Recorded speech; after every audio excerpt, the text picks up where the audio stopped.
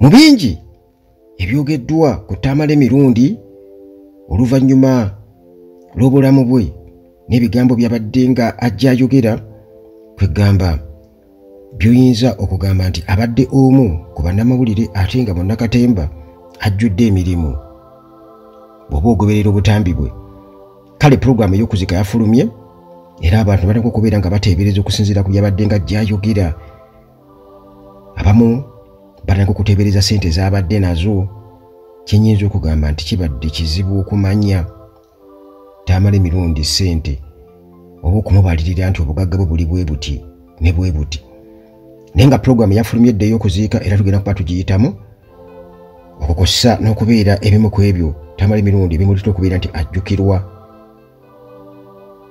Kakati Tamale Emirundi ono bwe tusooka tulina okubeera nga tuyita mu pulogulaamu y'okuziika okumanya ddala obugagga bwe buyimiridde butya, afudde mugagga kyenkana ki. Kituufu abaddewo ne ku ssente oba yafunako ku ssente, kubanga bw'otunuulira oba omukululo gw'omuntu nti ebintu bye tuyinza kugamba nti tabaddeko na waabeera, abadde ayogera ku maka asatu, ekintu ekitali kyangu oba oliawo.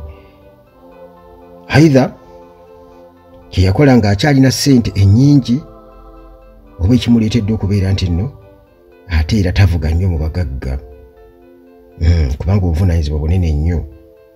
Era embogakawo eyogerako n'agamba nti abakyala baali bamugoba, naye okuva muhoozi lwe yamusembeza n'aba nga amuwayo akasente omwezi, kati abakyala baalanira okubeera nga bamuyita, buli omu amuyita janguuka eno janguuka eno, era kyamuviirako n'okukanuka lumu nga tebamuweeza kukakana ng'asibidde ku kitanda. Kale Tamale Emirundi ono mu bimu ku bye yali ayogeddeko nga akyali presidential press secretary yafuna olutawo lw'amaanyi nnyo, kubanga yali afuna akasente akawerera ddala akaali mu miliyoni 9.6 eyo 2014 eyo. Naye oluvannyuma bannange yagamba nti abajambula ne bamulimirira, bamukuba ekikono era okukakana ng'afuna emitwalo 82 eyo n'ezigwamu. Era lumu yagamba nti afuna miliyoni 7 omwezi. Lumu yakyogerako nti afuna miliyoni 7 omwezi. Naye Tamale Emirundi yagamba lumu nti anya takisi 10 mu Kampala eza Kigege. Era story eno yakola nnyo headlines mu mawulire 2012 awo.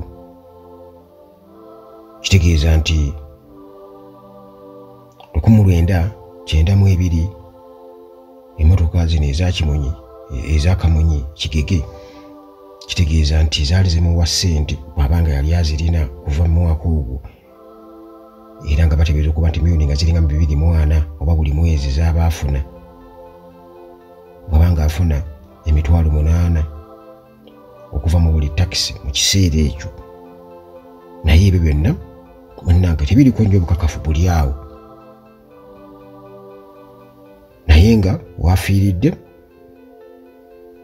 ebintu bye katugeze oba amayumba n'ebirala bibadde tebimanyise nnyo, naye ng'okusinziira ku ddiiru z'akuba ez'okukubisa obukofiira bwa NRM kuba yali ddiiru ye yagireeta, kirabika kuba ne bagiyingiramu teri amanyi, abadde muyiiyayiiya kuwandika obutabo bwe n'ebintu ebirala.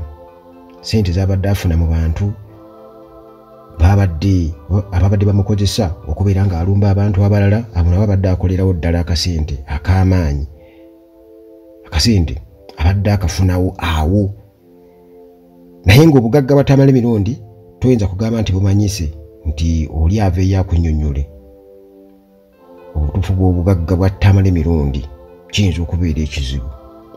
Omubaka wa Mukono Municipality Betty Namboze Bakireke bw'atyo yatutegeezezza okukungubaga nti eyali mukama we era nga ono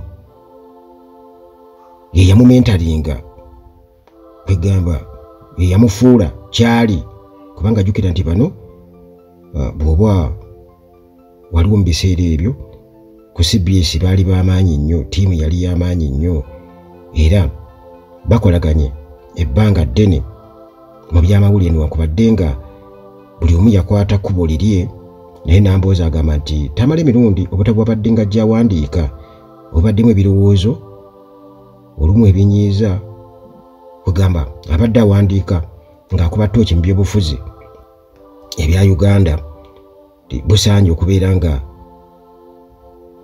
ebintu ebirimu tebisuulibwa busuulibwa wabula bikuumibwa era abalijja mu maaso booli awo bali bisomako ne babaako bye bajjamu. Era agamba nti omulimu guno Tamale Mirundi ogw'okuwandiika n'okubeera nti nno abadde awa endowooza ze ku mikutu egy'enjawulo oba olumu ng'ayita mu kuwandiika kyamufuula omusajja ow'amaanyi awulirwa mu ggwanga lyonna era ne kimuwa omulimu ogw'amaanyi okubeera presidential press secretary paka lwe yagoba 2015 n'agobwa. Kale Nambooze yakolako ne Tamale Mirundi okuviira ddala mu papula lwa munno agamba nti yali editor we oluvannyuma ku lipoota nga chief editor ku Radio Simba, CBS eno yonna munnange baakolerayo. Era wano Nambooze wasinzira okubeera nga atutegeeza nti ye amanyi nnyo Tamale Mirundi oba oliawo abantu abalala gwe batamanyi. Agamba nti ono musajja mukatule kyabwedde emirimu ate omusajja alina ensonyi weewuunyi, alina empisa, omuntu atanyooma bannamawulire bato nga naye alaga nti ayagala okubeera nga abayigirako ate era ayagala omulimu ogw'amawulire nti era yakola nnyo mu kulwanyisa amateeka Gen. Museveni ge yali atadde ku media 1999 emyaka egyo. Akati awo munnange mu biseera ebyo agamba nti yali leader of Uganda Journalist Association UJA era awo mukanda wange we yava okubeera spokesperson owa Gen. Museveni kugambye nti omulimu guno yagukola paka 2015 gwe mwaka gwe yagobwa. Eyo nga tuvuddeyo tugenze ku nteekateeka ez'okuziika.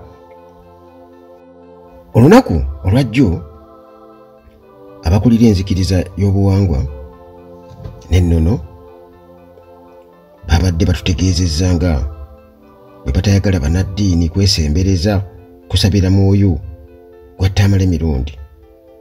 Naye kyaddaaki pulogulaamu bwetyo neefuluma ey'okuziika era munnange okusinziira ku biriwo nga Tamale Mirundi mu bulamu bwe yatutegeeza nti bw'anaafa omwogezi wa famire tujja kumuwulira ng'ayogera.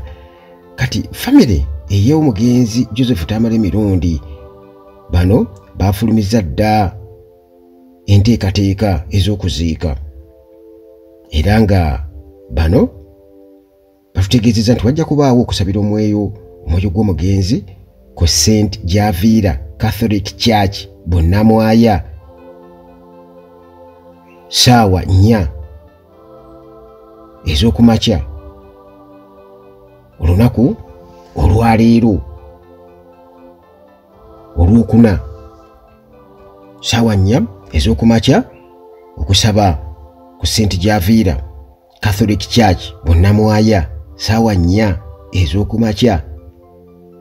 Olwo omubiri gw'omugenzi gutwalibwe mu maka ge ezzana gye gugenda okubeera nga gusula okukungubaga.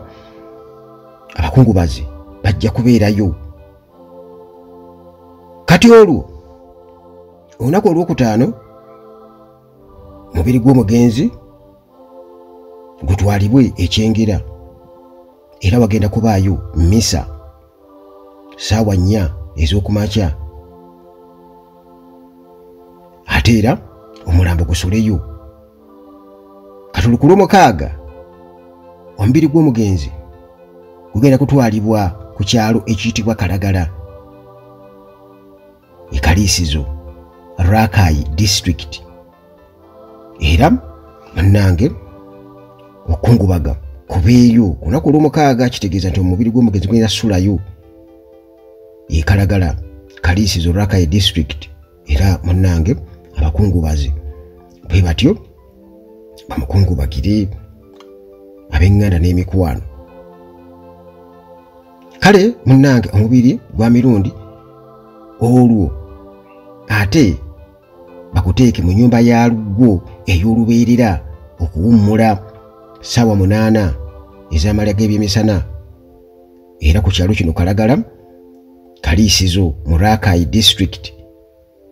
Era oluvannyuma lw'okusaba misa ejja kubaawo awo wonna tewaliwo wetuwulirira nti ab'enzikiriza ey'ekinnansi nti omukolo oba nti boogerwako mu ngeri yonna, ekitegeeza nti obanga jjukira nti church okukkiriza okubeera nti bakusabira kitegeeza nti obeera oba bamaze okubeera ng'okakasa nti obadde muntu waabwe. Tamala emirundi jjukira yogera ku kusisinkana paapa, ekyogera ku kusisinkana paapa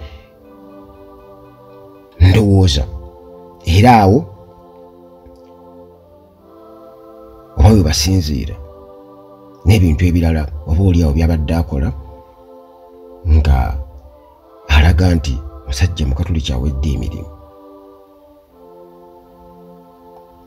Kati munnange ono nno muganda we omukulu John Sale yabadde ayogerako eri bannamawulire agambye nti omubiri gw'omugenzi gugenda kubeera nga gusula mu maka ge nga tegunaba kubeera nga otwalibwe bunnamwaya Catholic Church.